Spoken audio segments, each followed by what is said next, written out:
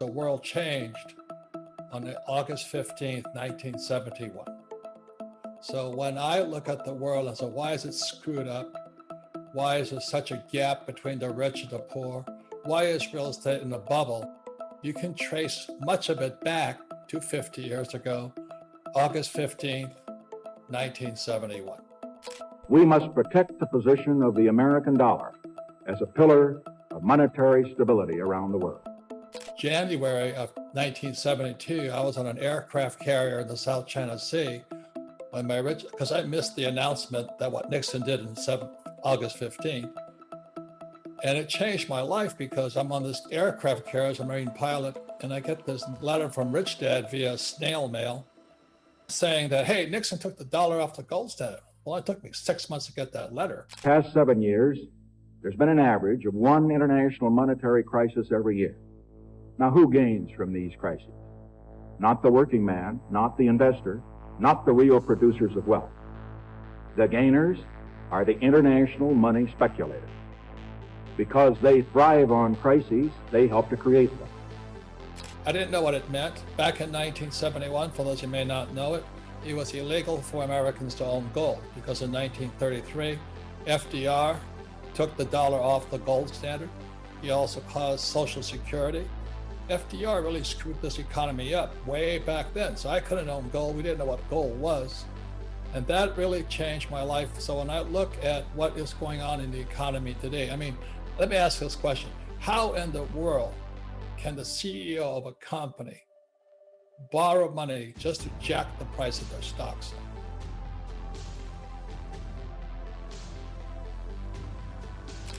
The strength of a nation's currency is based on the strength of that nation's economy. And the American economy is by far the strongest in the world. Accordingly, I have directed the Secretary of the Treasury to take the action necessary to defend the dollar against the speculator. I have directed Secretary Connally to suspend temporarily the convertibility of the dollar into gold or other reserve assets, except in amounts and conditions determined to be in the interest of monetary stability and in the best interest of the United States.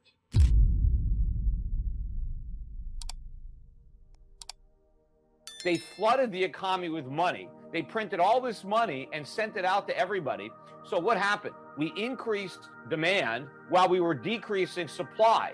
That's why you're seeing this huge increase in consumer prices right now. They all said that if we went off the gold standard, the price of gold, which was about $35 an ounce at the time, they said the price of gold would fall.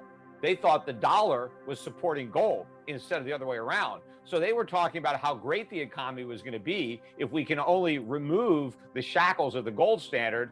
And my father was the only one who testified and got it right because he laid out exactly what was going to happen in the 1970s, the exact opposite of what the Secretary of the Treasury and the Federal Reserve said. They have no idea the damage that they have unleashed from their policies, especially the mistakes that they've made since COVID. I mean, the Federal Reserve has done everything wrong. Every time they print money, which is quantitative easing, which happened after 2008, 2009, there was a short burst of inflation, but the inflation only hit the investor class. It didn't help the working class. So today, what you hear is all these people speak about income inequality, but that goes to Rich Dad's rule number one: rich don't work for money. If you have a job, you're getting screwed left, up, one side, down the other. You can't get ahead. And if you're putting it in the stock market, the reason I don't like the 401k or the IRA is who tells you what you can invest in it? Wall Street. And so the reason Kim and I don't have stocks is not because they're bad investments. We can create better investments as entrepreneurs. We've been on this fiat-based monetary system ever since, and I think this system is now on the verge of an implosion.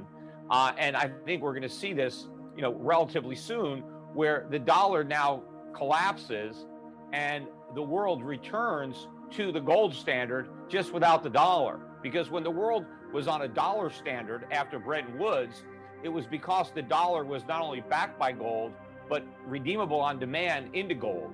And after we defaulted the dollar, lost a lot of value in the 1970s, about 2/3 of its value relative to the Deutschmark, the yen, the Swiss franc, but it continued to serve as the reserve, and it's a reserve currency to this day. I think that status is what's in jeopardy. So they print money to try and prevent the depression. But the average guy can't even get a credit card, or they have a student loan debt. And that's because there's no financial education in school. The only reason the economy expands is we have to have debt. And that started in 1971 when Nixon took the dollar off the gold standard. And it's not working. When I came out of school, I think the debt to GDP ratio was only like 20-1, 20%. Today it's 140%. We're bankrupt. If you're going to be educated, a person has to know the difference between credit and debt. And that's why I'm mentioning the demographics, because the average person is not smart enough to handle that. All money today is credit. It doesn't exist. Credit is very simply the power to spend. That's all it is. So when you have a credit card, there's no money in that thing. They've just given you the power to spend. And the moment you spend it, you create debt. Well, the reason the rich don't work for money is number one expense is tax. See, there's three kinds of income: earned, portfolio, passive. So earned income is if I get a job, that's earned income. If I'm a doctor or a programmer, that's earned income because I'm working for it. If I buy, let's say, Apple for $10 and I sell it for $20, that's portfolio income, capital gain. But passive income, which is cash flow, is never taxed. So it's not, so these guys are screaming right now in America, tax the rich. I said, good luck. Because most of the guys complaining, they don't know there's three kinds of income. And the rich don't have jobs anyway. They have assets. And so the average schmo out there, poor guy, sent the kid to school. They don't learn this. I don't save money, and I use debt to get rich. I also, in Fake, I read about the infinite return. Whereas the higher your financial IQ, you don't need money. So if you need money, you're not using your brain or something, So many people want to get rich, but they have horrible teachers. And then they work for fake money. The US dollar is fake. They print trillions of it every month or day.